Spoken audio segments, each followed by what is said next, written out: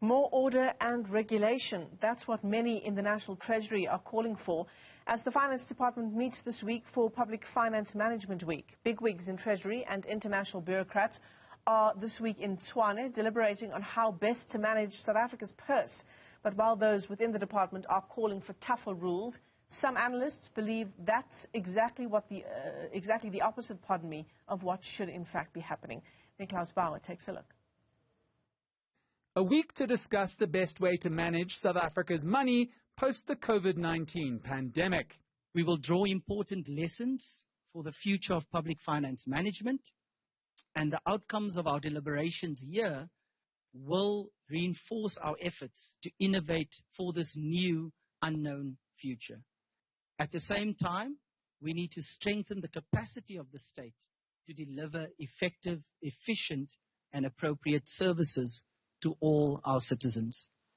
Delegates at day one of the National Treasury's Public Finance Management Week heard how the Public Finance Management Act is failing in its quest to ensure state funds aren't pilfered by the corrupt. Irregular expenditure is continuing to rise.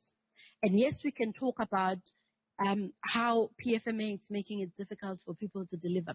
But the main issue is that even where we've picked up irregular expenditure, and we're asking that the leadership investigate what has caused the irregular expenditure and whether they are happy that service has been delivered, the investigation doesn't happen.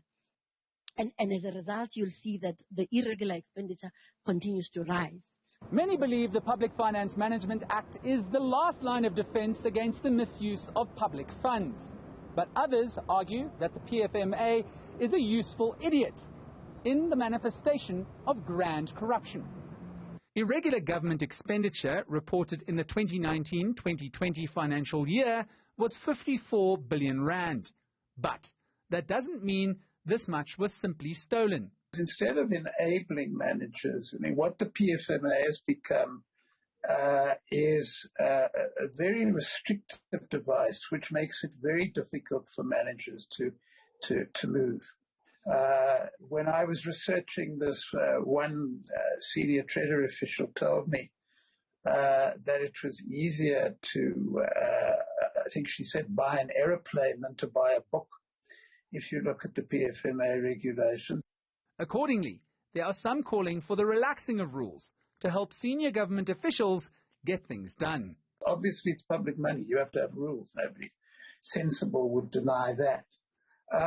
But if you don't make the rules flexible enough, then you don't allow people to do their jobs properly, and you don't really prevent corruption because, as I said, the corrupt people find a way around. Treasury's Finance Management Week runs until Friday.